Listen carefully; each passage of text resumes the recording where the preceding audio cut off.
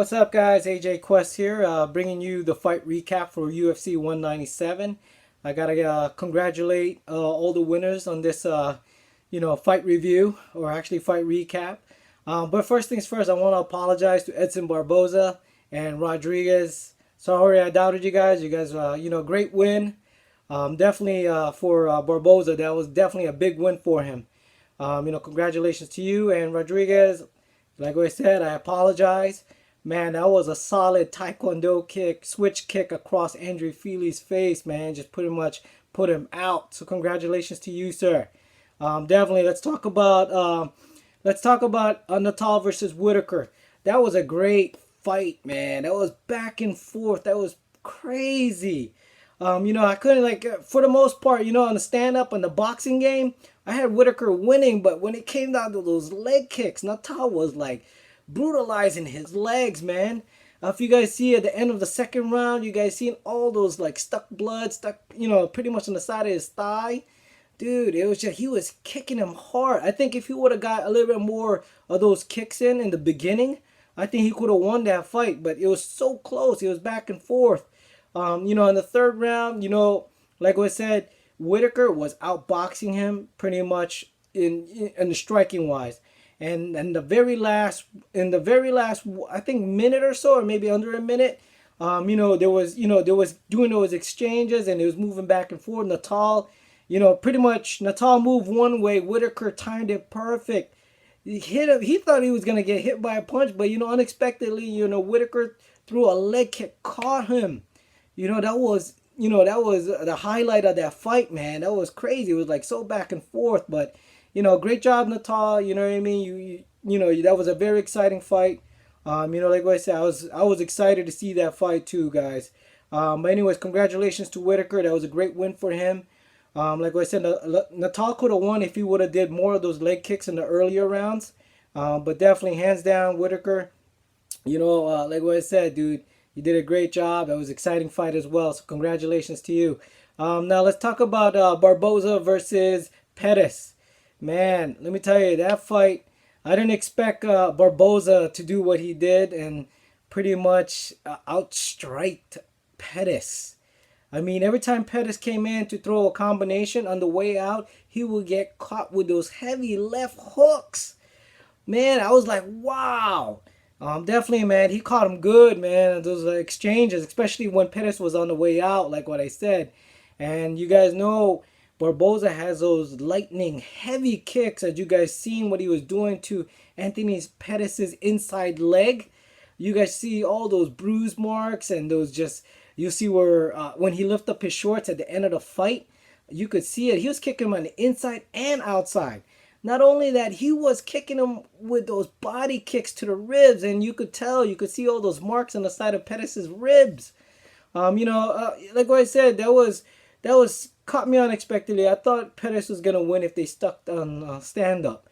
I was I was wrong. So, but definitely that was a great win for Barboza.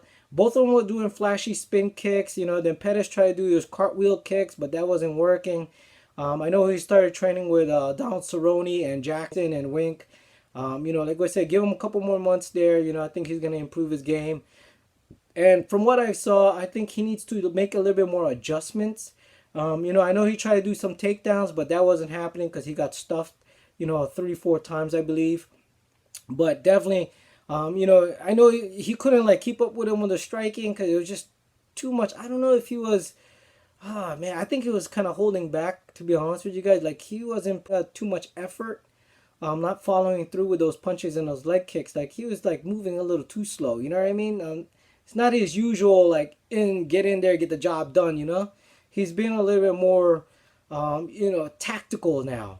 I don't know if you guys see the same way, see what I saw, but that's what I see. He was a little bit more tactical, but until the end when he knew he was going to lose the fight, that's when he was getting desperate, start doing those crazy kicks. But congratulations to Barboza. All right, let's talk about DJ versus Cejudo. Like what I said, man, everybody was like, oh, man, this guy's a gold Olympic medalist. DJ saying, well, you know what? I've never wrestled in the Olympics. And, for what he was trying to say, this is MMA. This is not wrestling.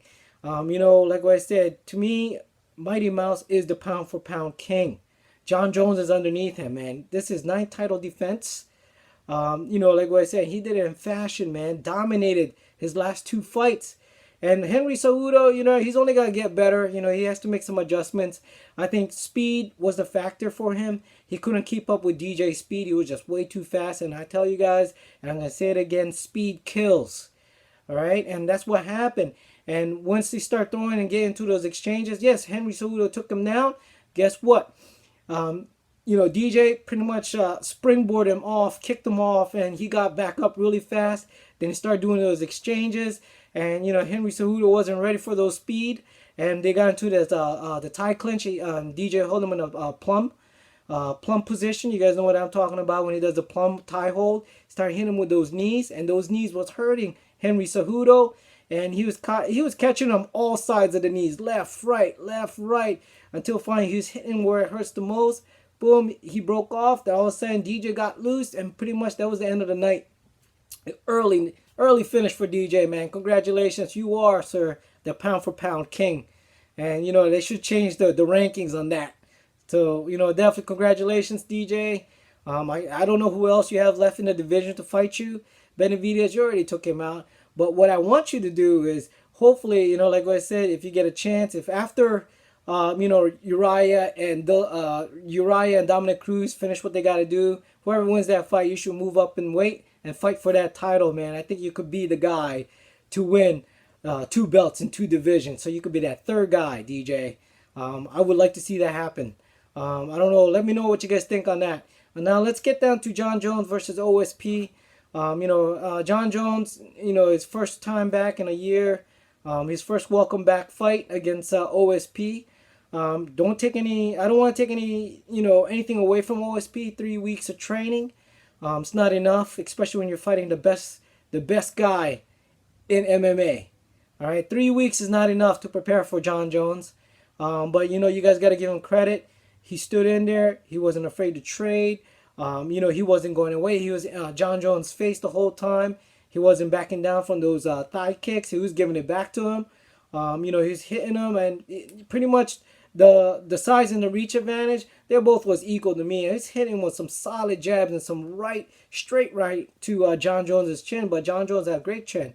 But for the most part, the factor for OSP was his cardio wasn't there.